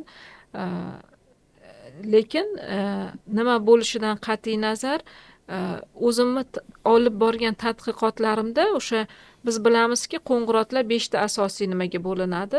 O'sha aytganingizdek, bu yerda tamg'a ham ishlatiladi, qo'sh tamg'ali, vaqt tamg'ali. Ya'ni tamg'asida, chorvasida o'sha tamg'alarni qo'llagani va ular o'z o'rnida yana 66 ta shoxalaga bo'linib ketishadi. Va mana shu 66 ta urug'larni nomlanishlarida qoraqalpoqlarda ham, qozoqlarni juzlar deyishadi-yu, ularni urug'larida ham bir xil o'xshash jihatlarni ko'rganman va jumladan amaliy san'atida ham. Endi tabiiyki, ular yarim ko'chmanchi va hayvon zamorf elementlarni ko'p qo'llashgan, qozoqlarda ham, qoraqalpoqlarda ham chorvachilik bilan shug'ullangani uchun, ya'ni chorvadan bo'lgan jun asosiy xomashyo hisoblangan. Shaharda masalan, shahar san'atida, elitar san'atda ko'proq ipak, paxta tolasi qo'llanilgan bo'lsa, yarim ko'chmanchilarda bu asosiy xomashyo jun bo'lgan. O'sha uchun ham to'qimachilik mahsulotlari asosan jundan bo'lgan to'qimachilik mahsulotlari va e'tibor beradigan bo'lsak, ayniqsa kashtachilik namunalariga, buyumlariga hech qachon katta so'zanalar bo'lmagan. Ya'ni statsionar deymiz, o'sha turar joyi bilan bog'liq ko'chma turar joy, ya'ni o'tovlar deymiz, yig'ma konstruksiyali. O'tovlarni ichki interyeriga moslashtirilgan kichik hajmdagi kashtachilik buyumlari qo'llanilgan. Chunki masalan, o'troq aholida saroylar, katta turar joylarga mo'ljallangan bo'lsa, so'zanalar ularda kichik bo'lgan. O'sha uchun oyna xalta deymiz, tuz xalta, choy xalta, mana shu maishiy hayotda, kundalik turmush tarzida ishlatiladigan buyumlar bilan bog'liq bo'lgani uchun nomlanishi ham xuddi shunaqa, ichiga oyna solingan, choy, tuz, mana shu kabi narsalar ko'p qo'llanilgan va ularda asosan boya aytganimdek zoomorf, kosmogonik, antropomorf elementlar ko'p qo'llanilgan. Isliy nisbatan kam. Va o'sha ko'pincha zoomorfda biz o'sha qo'chqor shoxini, ilon izini ko'ramiz, chayongul, toshbaqagul, shu kabi, hattoki mana oxirgi yillarda ham kuzatganman, yosh bolalarni choponini o'sha to'nini orqasiga, to'nchasini orqasiga dumaloq shakl bilan ilonni shaklini chizib qo'yishadi. Ya'ni turli xil balo qazolardan asrash maqsadida. Bu yerda ham o'sha zoomorf elementlarni ko'rishimiz mumkin saqlanganligini. Bu narsa kashtachilikda ham, umuman to'qimachilik buyumlarida, gilamchilikda ham keng qo'llanilgan, o'sha kashtachiligida ko'rishimiz mumkin bu narsalarni. Va qiziqarli bo'lgan narsa asosiy mana shu shahar elitar san'atidan farqi shu. Va biroz primitivroq deymiz. Ya'ni elitar san'atda mayda unsur, mayda detallarning ko'pligi, nozik nafisligi bo'lsa, bu yerda sal yirikroq, biroz primitivroq shaklini ko'rishimiz mumkin. Isliy nisbatan ishlatilgan, lekin isliy elementlarni ham ko'radigan bo'lsak, ko'proq dashti, cho'li, biyobonlarda, tog' yonbag'irlarda o'sadigan o'simliklarni tasvir aks etgan ko'proq. Ya'ni hududga xos. Hududga xos bo'lgan. tevarak atrofidagi tabiat bilan bog'liq bo'lgan unsurlar. Manda bitta savol tug'ilib qoldi. Endi arxeologiyada bir narsa bor. Mana arxeologiyada juda ko'p topiladigan va o'rganiladigan narsa bu keramika, ya'ni ko'za, boshqa idishlarni siniqlari, parchalari va ularni turli tasniflash, farqlash yo'llari ichida shunaqasi borki, aytishadi, mana bu demak qo'lda qilingan va demak o'sha bir uy egasi o'zi yasab, o'zi ehtiyoji uchun ishlatgan. Mana bu esa birinchidan charxda yasalyapti, ikkinchidan bitta nusxada bir xil naqshlar juda ham ko'p uchrayapti. Demak, ishlab chiqarish bu konveyer. Sotiladi bu. Bozor uchun deb ajratishadi. Qadimgi mana eskiroq davrda ham mana aynan amaliy san'at buyumlari deyamiz. Endi tabiiy bularning ichiga ko'zalar ham kirib ketadi asli. Lekin boshqa buyumlarda ham shunaqa farqlash yo'llari bormi? Masalan, ko'chmanchilar qanaqadir mato, ko'rpa, gilamni o'zi uchun tayyorlagani yoki aksincha konveyer qilib ishlab chiqargani farqlisi bo'ladimi? Albatta, hozir hanuzgacha saqlanib qolgan, masalan, o'sha Qashqadaryoda ham bozori gilam deyiladi bunaqa. Nomi ham bozori gilam. Masalan, qiz gilam deyilgan, ilgari murakkab texnologiyali gilam bo'lgan, qiz gilam, bular faqat kelin uchun, ya'ni qizni sepi uchun, sarposi uchun tayyorlangan, to'ydan oldin tayyorgarlik ko'rishadi. Qizni o'sha sarposi kelinni sepi uchun tayyorlanadigan to'qimachilik buyumlari bo'lgan. Ular murakkab, naqshli, juda ham boy qilib bezatilgan, hashamatdor qilib, o'ta bezakdor bo'lgan. Oddiyroq, primitivroq kundalik hayotda qo'llanilgan va o'zi ilgari odatda har bir oila, har bir xonadon asosan faqat o'zlari uchun unaqa bu predmetlar, bu buyumlar bozor uchun bo'lmagan. Keyinchalik sekin-sekin asosan barcha xonadonlar o'zini turmush tarzida qo'llash uchun ko'plar ishlatilgan va to'ylarda mabodo agar shunaqa holatlar bo'lganki, soch kelib qoldi, endi tez orada kutilmaganda endi shoshib to'y qiladigan bo'lishsa, hasharga chaqirishgan. Chevarlar o'tirib musiqa, o'yin kulgi qilib, qizlar, ayollar yig'ilib, o'sha xonadon egasiga yordam berish maqsadida hasharda o'tirib gilam to'qishgan birgalikda, kashtachilik buyumlarini tikishgan. O'sha uchun ayrim hollarda nusxalarni ko'radigan bo'lsak, biz bilamizki, kashtachilik buyumlari bo'laklarni keyinchalik bir-biriga ulab tikiladi. Chunki qo'l matosi 50 santimetrdan ko'p bo'lmaydi. Qo'l dastgohi shunga moslashgan bo'ladi.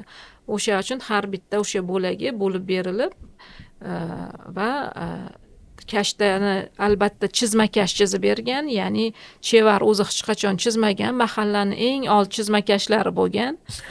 O'sha kompozitsiyasini, naqshda so'zanani kompozitsiyasini yaratib beradigan palonchi O'rinoy momoni kompozitsiya, o'sha naqshi zo'r, o'sha zo'r chizmakash mahallada nomlari ham bo'lgan ularni.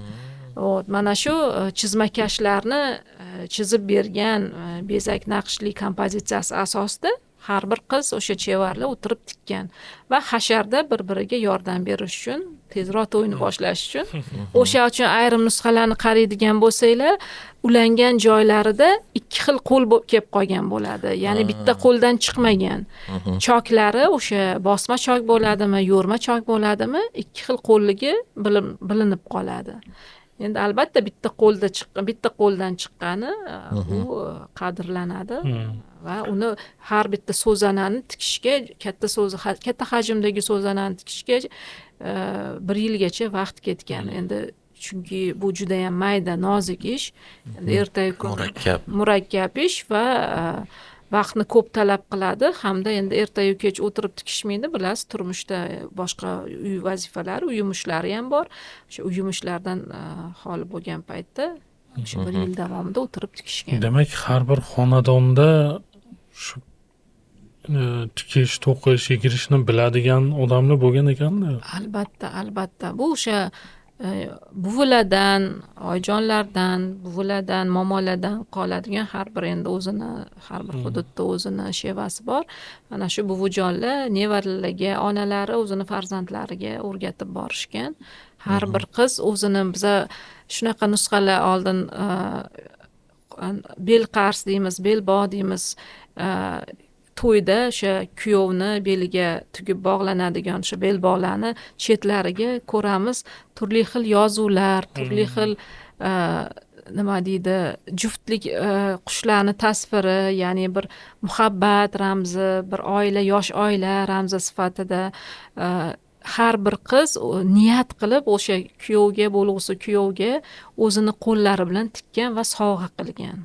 Ro'molchalar bo'lgan, shunaqa chiroyli nima deydi, juft gul qilib, qushlarni juftlik qilib tasvirlanishi shu bir o'zini bir pok muhabbatini ramzi sifatida har bir qiz niyat qilib o'zini qo'li bilan tikkan.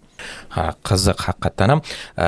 Xo'p, ustoz qarang, mana yuqorida bir muhim jihatga e'tibor qaratdingiz, ya'ni bugungi kunda o'sha milliy hunarmandchilik bilan, amaliy san'at bilan shug'ullanayotgan turli xil hunarmandlar, kashtachilar, ular o'sha tijoriy maqsadlarda yoki shunchaki o'sha ko'ngilga yoqayotgani, fantaziyasi mahsuli bo'lganligi tufayli o'sha takrorlash holatlari bo'lyapti va tabiiyki ba'zi bir ornamentlar, ba'zi bir naqshlar tushunishim bo'yicha unutilish arafasida yoki hattoki yo'qolish arafasida ham bo'lib qolgan, lekin shunga qaramay mana misol uchun o'zingiz bevosita ishtirok etgan, mutaxassis sifatida ishtirok etgan ornament loyihasi misol O'zbekistonda bir yirik loyihalardan biri bo'ldi, TBC boshchiligida. Qolaversa, yana bir juda bir muhim va yaxshi bir tendensiya bu mahalliy lokal brendlarning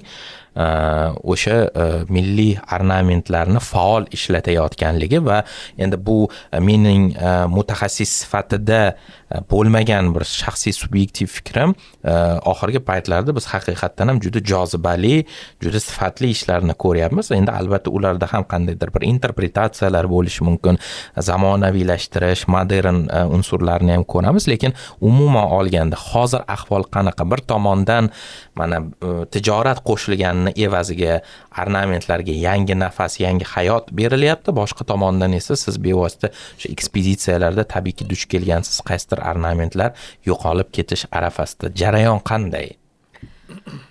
Bu haqiqatdan men uchun juda ham murakkab va shu o'rinda qiziqarli savol va ayrim hollarda yechimini topilmagan hali savol.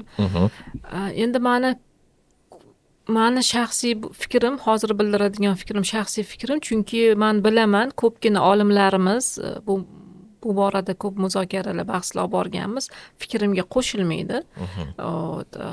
Lekin mani fikrimcha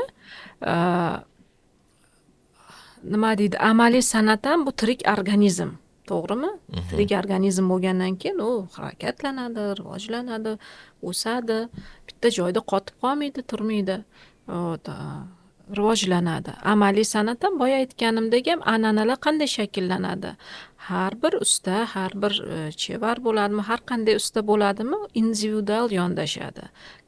Qonuniyat degan narsa bor, maktablarni ajratib turuvchi qonuniyatlar. Faqatgina bitta narsani hadeb bitta nusxani ko'chiraverib an'anani davom ettirish degani emas. U ya'ni o'sha shakllangan holda davom etib kelish kerak.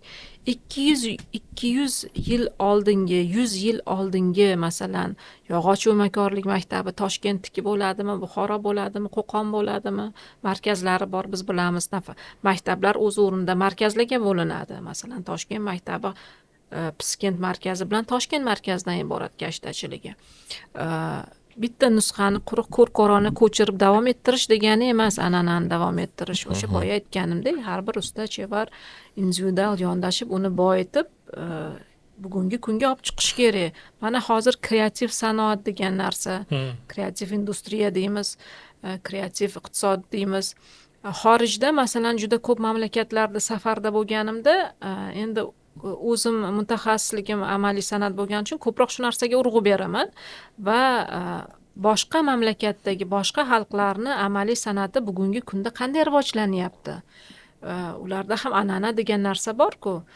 Ularni kreativ mahsulotlarini ko'raman. Bu to'g'ri narsa, zamonga moslashish kerak. Chiroyli narsani, an'anani, qadimgi nusxadagi so'zanani biz olib qo'yamiz. U shunisi bilan qimmat, badiiy qiymati o'ziga xos, antikvar narsa bo'lgani uchun uni chiroyli qilib dekor sifatida, ya'ni bezatish maqsadida interyerda qo'llaymiz yo boshqa joyda saqlab qo'yamiz. Lekin bugungi kunda ishlatish uchun mana zamonaviy kiyim kiyamiz dizaynerlarni xohlayman o'sha etnik elementlar, etnik unsurlar bilan. Quruq eski masalan choponni qayerdadir qadimgi nusxa yoki sandiqdan olingan kiyishi mumkin, chiroyli, yaxshi ko'raman, o'zim ham yig'aman, saqlab qo'yganman. Elementar qanaqadir tadbirlarda yoki ochilish marosimlarida kiyishim, lekin kundalik hayotda har kuni ham kiyavermayman, to'g'rimi? Biz zamonga moslashamiz. Mana siz ham, men ham, bular ham zamonaviy kiyim kiyamiz yoki mana texnologiyalarning rivojlanishi bor, interyer bo'ladimi, boshqasi bo'ladimi, dekor ishlatganda ham zamonaviy narsalarni, elementlarni qo'llaymiz hayotimizda. An'analarni kirib kelishi bu to'g'ri. Ya'ni demakki, an'ana davom etib kelyapti, ya'ni yashayapti, o'lgani yo'q. U tirik, yashayapti, davom etib kelyapti. Va shu jihatdan an'analar ham o'sha maktablarni shakllantirgan holda ustalar ham o'zini o'sha imzosini, dastxatini qoldirgan holda muzeylarda ko'rganimizda biz ayta olishimiz kerak. Bizdan keyingi avlodlar ustalarini ham ayta olishimiz kerak. Ismi sharifini ayta olishimiz kerak. Yoki masalan Sharofiddin Yusupovni ko'chirgan odam 100 yillik oldingi shu nusxasini olib, hozirgi xuddi shunaqa qilib ko'chirib qo'ysa, uni kim aytadi ekan? Biz aytamiz, ayta olmaymiz bu odamni imzosi yo dastxati borligini. Sharofiddin Yusupov deymiz qarab, o'sha 100 yil oldingi. To'g'rimi? Shu ma'noda ham shu stagnatsiya holati, qotib qolgan holat bo'lishi kerak emas. Tirik narsami, tirik organizmmi bugungi kunga moslashib o'sib boraverish kerak. Bu degani an'ana yo'qoldi degani emas, an'analar davom etib kelaveradi. Masalan, 200 yil, 300 oldin transport vositasi sifatida ot, tuya, eshak ishlatilgan, mashina bo'lmagan-ku, to'g'rimi? Hamma narsa zamon shakllangani bilan hamma narsa shakllanib boraveradi. Shu jumladan amaliy san'at ham ya'ni biroz shakli o'zgarib, lekin o'lgani yo'q, davom etyapti. An'analar ham davom etyapti. Faqat bir narsadan qochish kerak. Mana hozir kich mahsulotlar deymiz, ya'ni suvenirlar faqat sotish uchun yot bo'lgan, qaysidir o'sha boya aytgan Usmonlilarning lolasidan olib kelib yoki Yaponiyani qaysidir boshqa nusxalarini olib kelib qo'shib narsa degani bu yangilik yaratdim degani yo an'anaviy ijodiy yondashdim degani emas. Ijodga, an'anaga to'g'ri yondashish kerak. An'anani to'g'ri davom ettirish kerak. Chunki u bizdan keyin ham avlodlarga to'g'ri yetib borish kerak. Men biroz orqaga qaytmoqchiman-da. Boyagi men bu to'y, kelin kuyov haqidagi suhbatdan men tushunyapmanki, demak, amaliy san'at deganda biz ko'proq ayollarni mashg'ulotlarini tushunamiz. Tikish, bichish, to'qish, yigirish va bilmadim, balki idish yasashda ham ayollar faolroq bo'lgan degan xulosa qilyapman. Qaysi ma'noda? Birinchidan nima deydi, erkak ayol o'ziga yarasha hissa qo'shadi o'sha bir oilani iqtisodiga. Men antropologiyaga o'tib ketyapman biroz. Va ayollarning hissasi, demak, uyda o'tirib shu ishlarni qilib, oila uchun turli buyumlarni tayyorlash bo'lgan ekan. Endi erkaklar yo dehqonchilikka dalaga chiqib ketyapti yoki yo'q. Mol boqishga chiqib ketyapti. Shu to'g'ri xulosa qildimmi? Hozir balki ayollar yo'q, hozir ham qo'shilmayman. Ilgaridan ham amaliy san'atda ayollar emas, juda ko'p erkaklar, hattoki to'qimachilik san'atda o'zbek abr matolari faqat erkaklar tomonidan bajarilgan. Bo'yash ham, abr nusxa solish ham, o'sha tanda arqog'iga asosiga nusxa chizish ham, bo'yash ham, uni to'qish ham faqat erkaklar tomonidan bajarilgan. Zardozlik san'ati ham erkaklar tomonidan bajarilgan. Shunaqa bir 20 yillar avval Buxoroga borganimda Amir Olimxon saroyida avlodlari zardo'z usta bo'lgan eng yoshi keksa ustani man hozir endi hayot olamdan o'tib ketdilar, o'sha payt hayot edilar. Ustaxonalar pirxona deb atalgan. Ya'ni ayollarni kirishi taqiqlangan.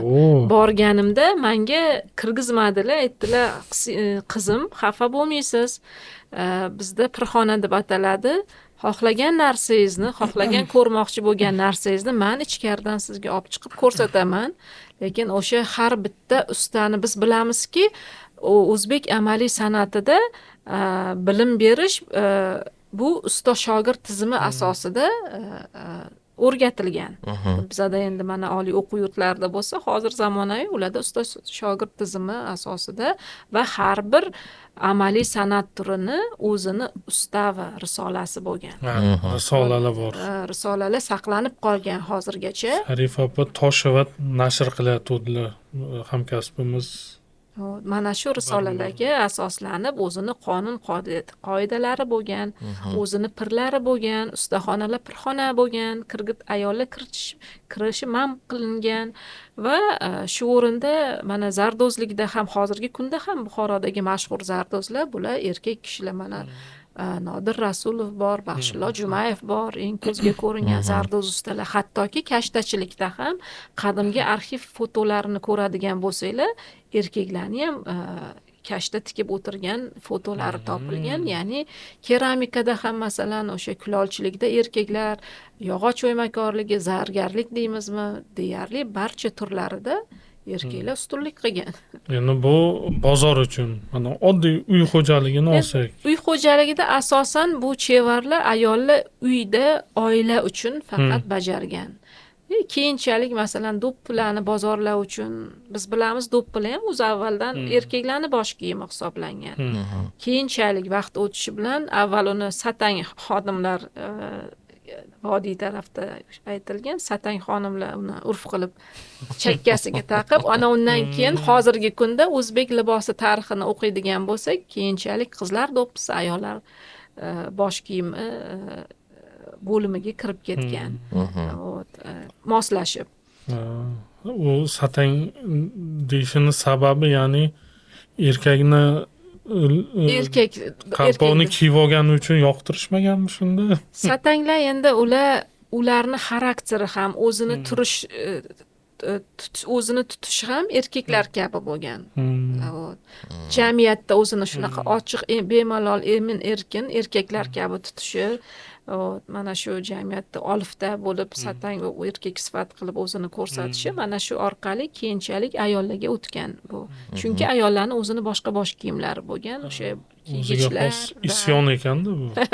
Isyon va tushunishim bo'yicha, endi balki bu xato fikr bo'lishi mumkin, mana shu Sovet ittifoqi davrida tushunishim bo'yicha qaysidir liboslar baribir adaptatsiyaga uchradi. Misol uchun faqat erkaklarga xos bo'lgan unsurlari ayollarga moslashtirildi yoki aksincha. Shunaqa jarayon ham bo'lgan, to'g'rimi? Endi asosan bichimda, masalan, mana mayda munchoq tikilgan do'ppilar biz aytamiz ilgari bo'lmagan, bu tatarlardan kirib kelgan. No'g'ay yoqa deymiz, ya'ni stoyka, varatnik deyiladi rus tilida. O'sha no'g'ay yoqa, it yoqa. Stoyka. Mana bunaqa kichkinagina yoqa bunaqa bo'lgan yoqa o'mizida bu ham kirib kelgan tatarlardan. Bu avvalambor o'sha modani urf bo'lgan katta yirik shaharlarda, Toshkent, Buxoro, Samarqand, keyinchalik boshqa chekkaroq hududlarga tarqalgan va ko'krak burma deymiz, zamonaviylashtirilgan. Chunki ilgari o'sha Sovet davrida milliy libos deganda avvalambor atlasdan tikilgan lozim, atlasdan tikilgan ko'krak burma ko'ylak, do'ppi, shu narsa o'zbek an'anaviy libosi deyilardi. Vaholanki o'zbek an'anaviy libosini turlari juda ko'p va ular har bittasi hududiy, o'zini lokal xususiyatlari, mahalliy xususiyatlarga ega bo'lgan. Men har doim aytaman, bosh kiyimlarni o'sha erkaklar do'ppisi bo'ladimi, ayollarning bosh kiyimi bo'ladimi, o'sha insonni etnik kelib chiqishini belgilab beruvchi hujjat, bemalol pasport deb atasa ham bo'ladi. Ya'ni nafaqat qaysi hududdan uzoqdan qarab turib, do'ppisiga qarab, o'sha lozimiga qarab, qaysi hattoki qishloqdan ekanligini bemalol bilish mumkin bo'lgan. O'sha bezagiga qarab, jiyagiga qarab, do'ppisini shakliga qarab bemalol aytish mumkin bo'lgan. Uni pasportini ochib qaysi hududdan ekanligi shart bo'lmagan. Aytishadi, hozir Tojikiston, Afg'oniston o'zbeklarida do'ppisiga qarab urug'larini ajratib olsa bo'ladi deydi. Do'rmonlarda, Qavchillarda, Qo'ng'irotlarda har xil do'ppilar kiyib yurishadi erkaklar deyishadi. Borish haqida Va yozilgan. bilasizmi, endi bir narsa juda ham alam qiladi. Mana misol uchun hozir agarda zamonaviy bugungi jamiyatimizda erkak kishi bir o'ta pason bo'lib yoki rang-barang kiyilsa, darhol turli xil gap so'zlarga duchor bo'ladi. Lekin o'sha oddiy misolda o'sha Prokudingorskiyni ham fotosuratlarga qarasangiz, qanaqa rang-barang, juda rang-barang. qanaqa kamarlar chiroyli, sallalar, u to'ppilarni gapirmasa ham bo'ladi. Ya'ni biz ularni oldida umuman didsimizda, misol uchun shu darajada rangli kiyinishgan. Erkaklar ham chiroyli kiyingan, ya'ni Shunaqa. faqat ayollar emas, erkaklar ham rang-barang. Shunaqa. Bu ayollar do'ppi kiyishi deganingizdan beri hozir Juda qiziqtiribdi sizni shu. obraz kelib qoldi-da. Lekin o'ylab eslolmadim. Qaysi bir o'zbek filmida bir ayol qahramon erkakcha do'ppi kiyib olib o'ynagan rol bor edi.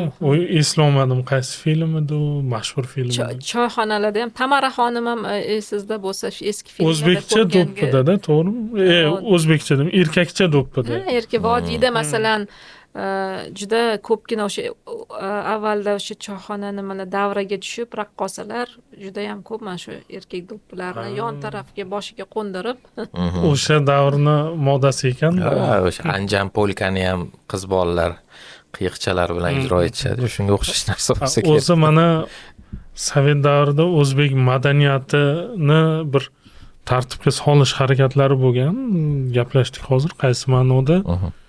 Endi ungacha bir betartib har bir qishloq o'z modasi bilan, har bir shahar o'z modasi bilan yurgan bo'lsa, undan keyin aynan milliy bir dress kodimiz bo'lishi kerak deb bir tartibga solishga harakat qilinganda, o'shanda hozir biz milliy deb yurgan ko'p narsa paydo bo'lgan. Masalan, juda mashhur misol o'sha 60-yillarda Paxtagul ishlab chiqilgan maxsus deyiladi, bir o'sha paytda paydo bo'lgan deyishadi.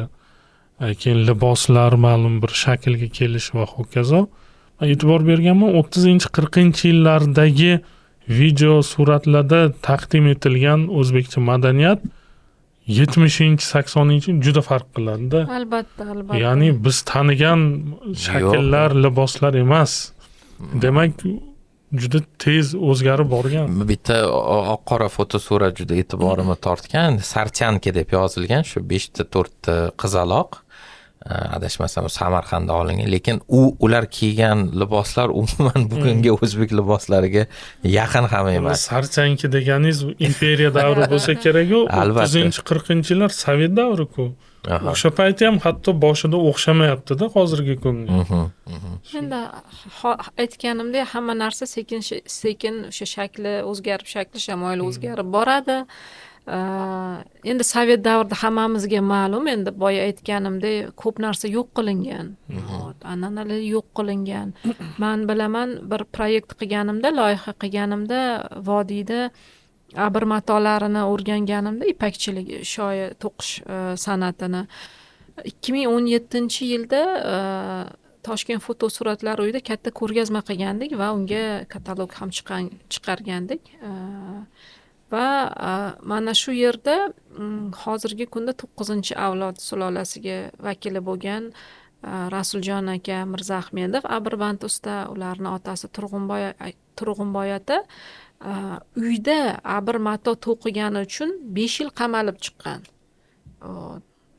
Va shu o'rinda uni boshqa hamkasb 7-8 ta hamkasblari 5 yildan 8 yo 9 yilgacha qamalib o'tirgan. Ya'ni dazvanka deymizku rus tilida. Ya'ni amnistiyasiz to'liq 5 yilmi 5 yil, 8 yil San'at berilganmi uchun. 8 yil san'at uchun, ya'ni uyda o'sha abr mato to'qigani uchun o'sha paytda artillashtirib, ya'ni bu kapitalizm nimasi, Eski zamon sarqiti. eski zamon sarqitidan tashqari hamma narsa davlatniki, ya'ni o sovet davrida o'sha umumiy hamma davlatni nimasi deb shaxsiy tadbirkorlik bilan, xususiy tadbirkorlik bilan shug'ullanish man qilingan. Bu kapitalizmga xos bo'lgan xususiy tadbirkorlik. Mana shu narsalar haqiqatdan o'tirib qamoqda o'tirib chiqqanlar va keyinchalik chiqqandan keyin qiynalib ishga olish paytida mana bilasiz, endi qamalib chiqqan degan tamg'a uriladi odamga. Keyinchalik asta sekin va mustaqillikdan keyin shu darajaga ko'tarildilarki, shu Mirzaahmedovlar matolari biz bilamiz amerikalik mashhur modalar uyi dizayner Oskar de la Rentani kolleksiyasiga kirgan. O'sha Marg'ilondagi to'quvchilarni abr matolaridan juda katta chiroyli kolleksiya yaratganlar bir necha marotaba. Nafaqat ular, Gucci ham, yirik jahon brendlari bizni o'zbek abr matolarini aynan vodiyda o'sha to'qilgan abr matolardan butun dunyoga mashhur bo'lgan kolleksiyalarni yaratishgan va yaratib kelishmoqda bugungi kunga qadar ham. Bu iqat ko'proq vodiyga xosmi? Men chunki Buxoroda ham ko'p Yo'q, uchrataman. bilasizmi, mana Narshahiy yozib o'tgan-ku 10-asrlarda Zandanachi. bizni Zandanachi qishlog'idan zandana yoki boshqa mato turlari eksport qilingan, xorijga eksport qilingan. Lekin afsuski bugungi kunga kelib abr to'qish san'ati, ipak shoyi to'qish san'ati faqatgina Farg'ona vodiysida saqlanib qolgan. Masalan, mashhur Buxoro shoirlari, Buxoro alo baxmallari bugungi kunda yo'qolib ketgan, lekin bularni hammasi vodiyda to'qiladi. Marg'ilonda va Namanganda ishlab chiqariladi. Ancha narsa yo'qotgan ekanmiz. Shunaqa. Sovet davrida bir og'ir merosda Sovet davri bir tomonlama endi juda ko'p bugungi madaniyat qiyofamizni yaratgan ijobiy tomonlarini ko'rishga harakat qilamiz. Masalan, qanaqadir bilmadim, progress olib kelgan deydi kimlardir va hokazo, lekin anchagina chiroyli bir madaniy meros ham yo'qolib ketgan. Yana eng achinarli holat shundaki, bizni muzeylarimizda qadimgi, hattoki o'sha 18-17-asrga oid kashtachilik namunalarini ko'rmaymiz. Hammasi eng asl nusxalar barchasi xorijdagi muzeylarda, xorijdagi shaxsiy kolleksiyalarda saqlanadi. Afsuski. Lekin yaqinda bir xushxabarni eshitdim. Biz bilamiz, mana hozir Islom sivilizatsiya markazi ochilish arafasiga tayyorgarlik ko'rmoqda. Xabar berishlaricha, olimlar, bir nafar mutaxassislar yaqinda o'sha Londonga borib, Sotheby's Christie's auksionlaridan qadimgi artefaktlar, ular orasida qadimgi mato va so'zanalar ham borligini eshitib xursand bo'ldim. Bu narsalar qaytib olib kelinar ekan va o'sha Islom sivilizatsiya markazida ekspozitsiyasiga qo'yilar ekan doimiy ekspozitsiyasiga. Vosko shug'ullanyapti-da, shunaqa artefaktlarni O'zbekistonga qaytarish bilan. Nomi esimdan chiqdi. Madaniy merosni o'sha butun jahon tashkiloti. Endi albatta muzeylardan ular biz bilamiz qaytarib ola olmaymiz. Faqatgina o'sha auksionlardan, shaxsiy kolleksionerlardan yoki shaxsiy galereyalardan sotib olib qaytarib olib kelish mumkin imkoniyatiga egamiz. Muzeydagi narsalar endi albatta muzeyda qoladi. O'ylab qoldim, shu biz endi bir Sovet davrini oxirini yo ko'rganmiz, yo ko'rmaganmiz. Ota-onalarimiz Sovet davrini endi bir eng farovon davrida yashagan, ya'ni Brejnev davri. Shu uchun juda iliq taassurotlar ularda. Aynan o'sha davrlar madaniyati bizga tanish va xayolimizda doim shunaqa bo'lgan deb o'ylaymiz-da. Butun Sovet davri, lekin Brejnevgacha bo'lgan davrda haqiqatdan ancha farq qilgan ekan madaniyat. Nimaga esladim buni? Mana biz liboslarni gaplashdik, lekin esingizda bo'lsa bir to'ylar haqida podkast olgandik. Shunda aytiluvdiki, biz bilgan mana bu zamonaviy dunyoviy to'ylar vodiyda 57-yil birinchi marta bo'lgan degan ma'lumot beruvdi ustoz. Demak 50-yilgacha biz bilgan to'ylar bo'lmaganda, bor yo'q orada 80 yil o'tdi. Qarang, qay darajada tez o'zgargan hamma narsa. To'g'ri. Qolaversa, bugungi suhbat manda bilasizmi, qaysi xotiralarni ko'taryapti? Aynan maqom san'ati haqidagi sonimiz ham bo'lgan qurultoy doirasida, chunki u yerda ham o'sha maqomni saroy burjua musiqasi ekanligida ayblangani, uni ham qanday o'sha sovet davrida o'zgarishlarga duchor qilinganligi va hokazolarni muhokama qilgan edik. Lekin aynan ornamentlar, naqshlar bilan ham yoki deylik milliy liboslar ham mana shunday murakkab yo'lni bosib o'tgani albatta men uchun ham o'ziga xos bir yangilik bo'ldi. Yana bir savol tug'ilib qoldi. Endi men ilmiy adabiyotlarni kuzatib borishga harakat qilaman-da, nimagadir shu amaliy san'at bo'yicha qo'limga tushgan narsalar tadqiqot emasda, ko'proq katalog bo'ladi. Ya'ni juda chiroyli nashrlar, juda chiroyli suratlar. Unda endi tavsiflari bor. Masalan, Buxoro maktabi gilami va hokazo va Turkman gilami bir narsa degan tavsiflar bor. Aynan bir mana shu san'atning tarixi, mana hozir siz aytib bergan davrlar, mintaqalarda qanday shakllanib keldi, semantikasi bo'yicha tadqiqotlarni kam uchrataman. Ular kamligi tufaylimi yoki men u sohadan uzoqligim tufaylimi?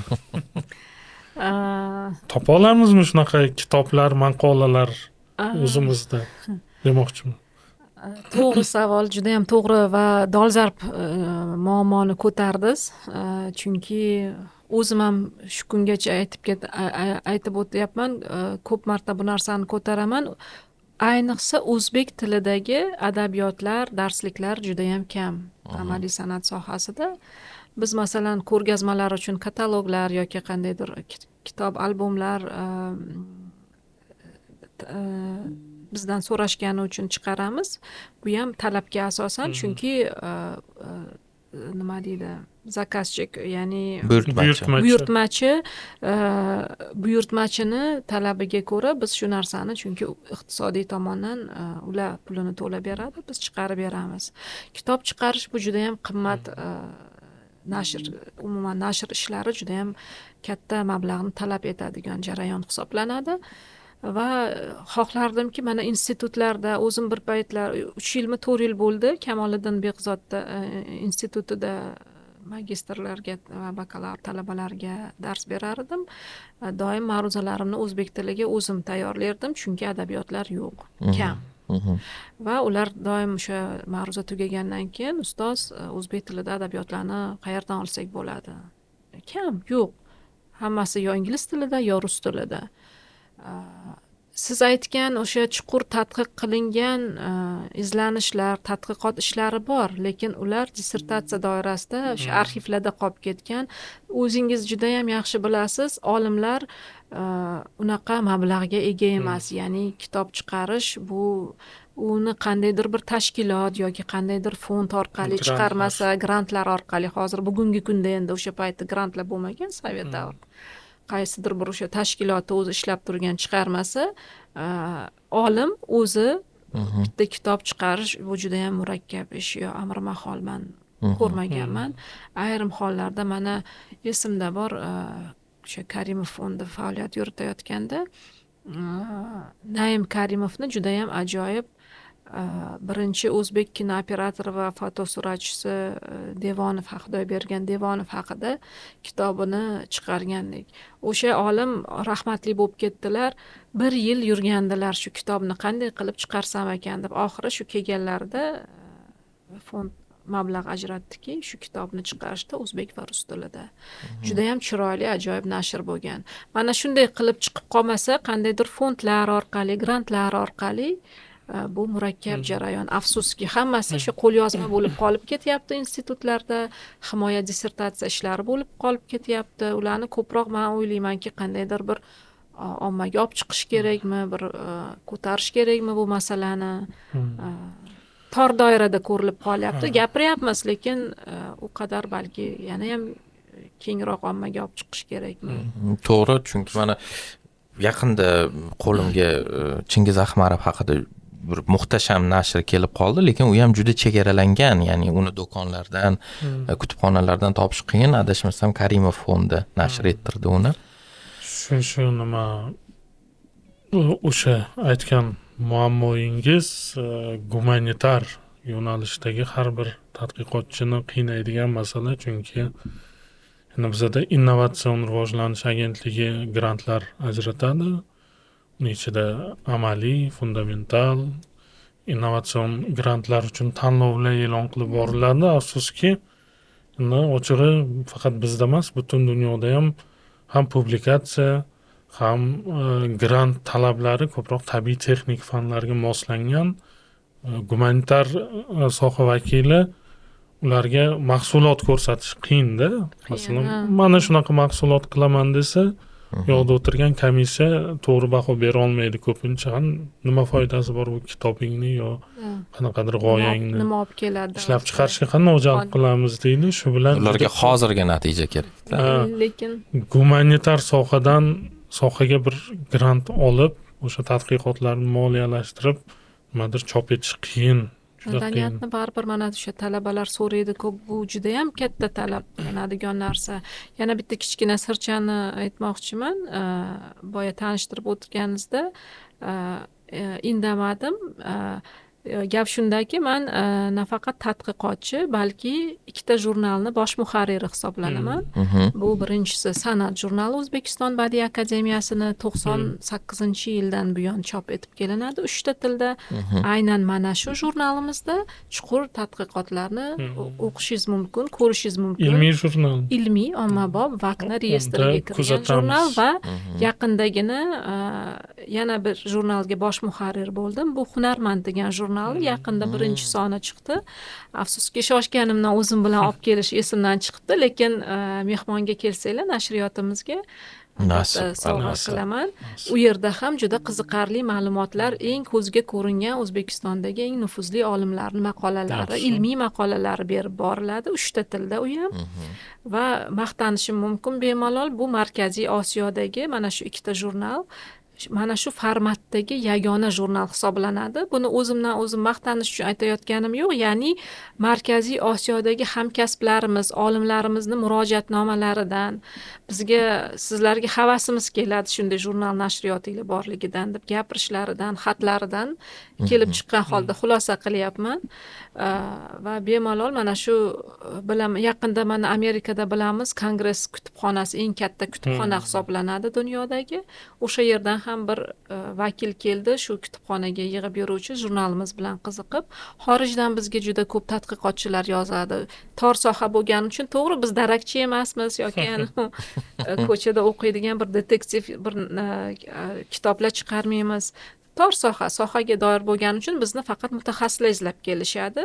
Va shu o'rinda yana aytib o'tmoqchiman, bizni o'zimizni nashriyotimiz bor. Nashriyotimizda aynan o'sha madaniyat, san'atga oid bo'lgan kitoblarni nashr qilamiz. O'sha albatta nashriyotimizga kelishinglar kerak. San'at jurnali nashriyoti.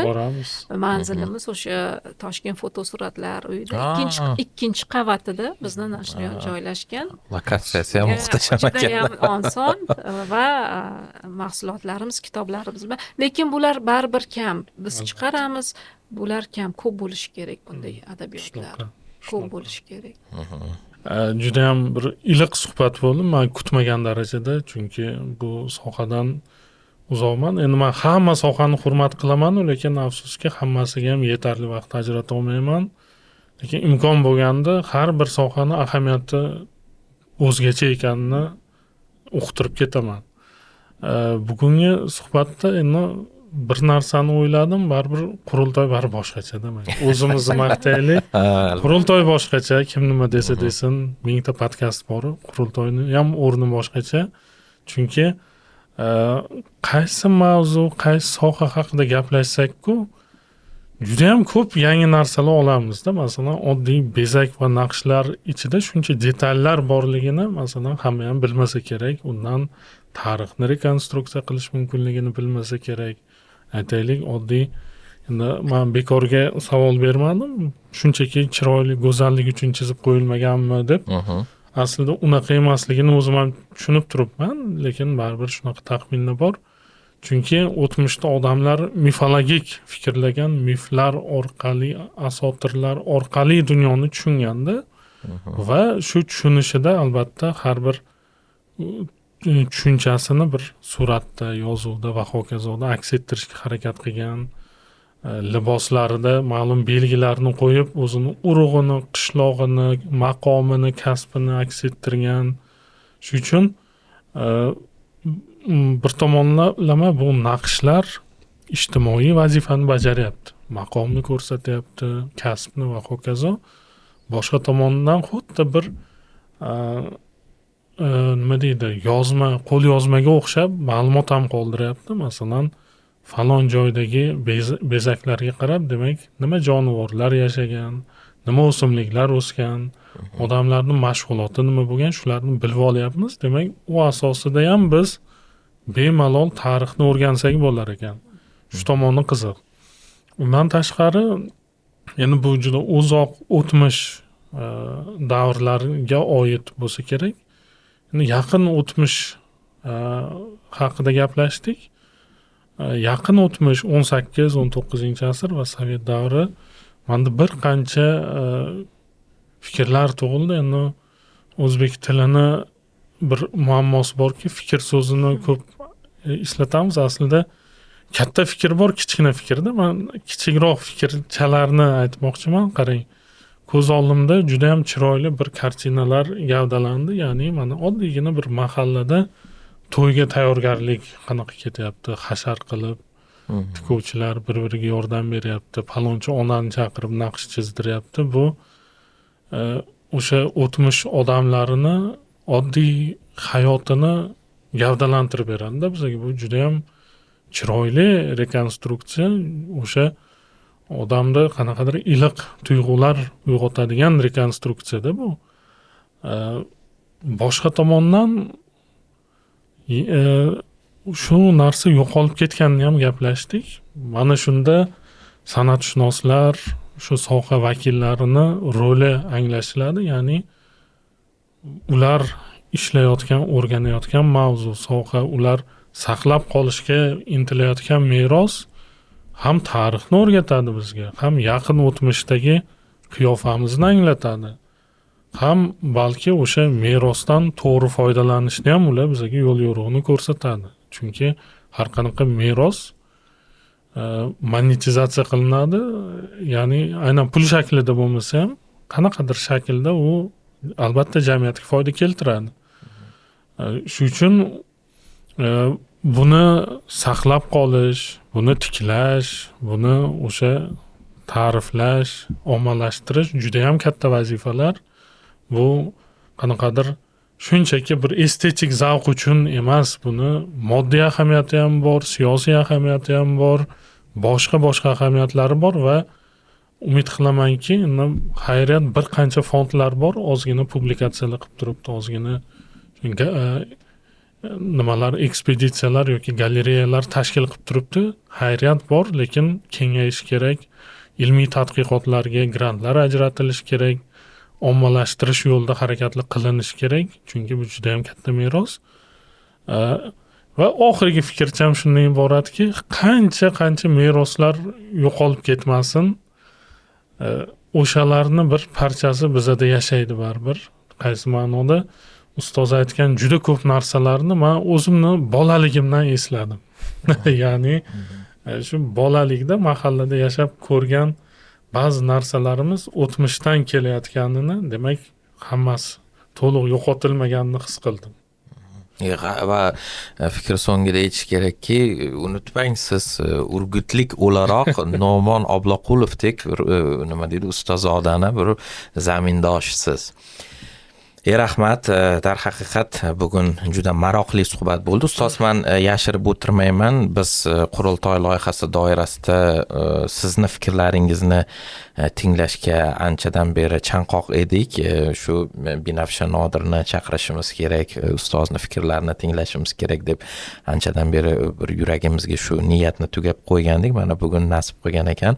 Shu tashrif uchun sizga albatta o'z minnatdorchiligimizni bildiramiz. Qolaversa, endi bu yerda ham tabiiyki o'z fikrimni aytib o'tmasam bo'lmaydi. San'at va ijod bilan bog'liq suhbatlar men uchun doimo o'zgacha qadrli, chunki sir emas, o'zim ham shu sohaga ancha yaqinman, teatr sohasidan chiqqan insonman. Qolaversa, turmush o'rtog'im ham rassom bo'lganligi tufayli, Kamoliddin Behzod o'qiganligi tufayli men ham nima deydi, suprujskiy dolg o'laroq o'sha ko'rgazmalarga borishga majburman gohida. O'shaning uchun bu go'zal narsalar meni doimo o'rab turadi. Qolaversa, biz tarixiy adabiyotlarga murojaat qilganda ham aynan bevosita san'at bilan, ijod bilan bog'liq bo'lgan manzaralarni fantaziyamizda, tasavvurimizda ko'ramiz. Qanday bo'lgan ekan? Temur misol Konigilda tantana qilganida insonlar qanaqa kiyingan, qanaqa liboslarda bo'lgan, yoki Armeniya Van Berini xotiralarini o'qiganimizda o'sha aytadi-ku, butun dashtlar, butun Markaziy Osiyo shaharlari kiyinish maqsadida Buxoroga yo'l olgan. Ya'ni bu bir ulkan nima deydi, savdo majmuasi bo'lgan, ya'ni shopping qilish uchun, bugun zamonaviy tilda aytadigan bo'lsak. Va bu albatta qiziq bo'lgan doimo. Va qolaversa, mana misol uchun biz kinematografiyaga murojaat qilganimizda ba'zi holatlar bo'ladi, o'sha tarixiy obrazlarni yoki siymolarni gavdalantirishda juda bir primitiv liboslar ishlatiladi. O'sha payt bir ichingizda ovoz keladi, yo'q, bu bunaqa bo'lishi mumkin emas, chunki real arxiv fotosuratlarni qarasangiz, u yerda did bor, u yerda uslubga moslashtirish bor, u yerda o'zini mavqeini, tabaqasini ustoz yuqorida aytganidek nima deydi, o'sha kelib chiqishini imzolaydigan, markirovka qiladigan qanaqadir muhim bilimlar bor, elementlar bor. Mana shularni nahotki inobatga olib bo'lmaydi degan bir baribir fikrlar bo'ladi. Va bugun biz ustoz boshchiligidagi suhbatda yana bir bor amin bo'ldik, bu ornament shunchaki emas, har bir nima deydi, naqsh uzra, har bir demak chiziq uzra, har bir ipni o'tishida qandaydir ma'no, mazmun, mohiyat bor. Va bugungi suhbat buning bir yirik dalili bo'ldi. Ustoz, yana bir bor tashrif uchun, ajratilgan qimmatli vaqt uchun sizga tashakkur deymiz. Tinglovchilarimizga esa an'anaga muvofiq suhbat so'ngida yuzlanaman. Bizga hali hanuz obuna bo'lmagan bo'lsangiz, obuna bo'lib qo'ying. Izohlarda bugungi suhbat borasidagi fikr mulohazalaringizni yozib qoldiring va Qurultoy ilmiy ommabop podkasti bilan qoling, chunki sizni hali kelajakda nihoyatda qiziqarli, nihoyatda dolzarb mavzular kutmoqda. Mana shu nuqtada bugungi yig'inimizni yopiq deb e'lon qilaman. Barchaga rahmat, salomat bo'linglar. Ipakleri